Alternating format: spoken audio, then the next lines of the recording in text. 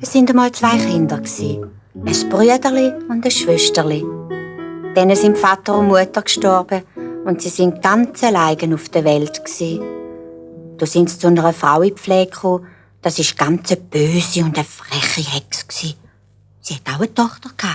Das war ganz eine Wüste und hatte nur ein Auge. Und die beiden haben das Brüderli und die Schwesterli geplagen, so viel sie können. Da hat an einem schönen Tag das Brüderli zum Schwesterli gesagt: Seit unsere Eltern tot sind, haben wir keine gute Stunde mehr gehabt. Den ganzen Tag haut uns die Pflegemutter und kinkt uns, wenn wir in die Nähe kommen. Und zu essen gibt es uns auch fast nichts. Herzbrot und verfaulte Herdöpfel. Wenn das unsere Mutter wüsste. Komm, Schwesterli, wir gehen fort von da, in die weite Welt raus. Und schauen, dass wir uns selber durchbringen können. Schlechter als da kann es uns nie gehen. Da haben sie den bei der Hand genommen und sind den ganzen Tag gelaufen.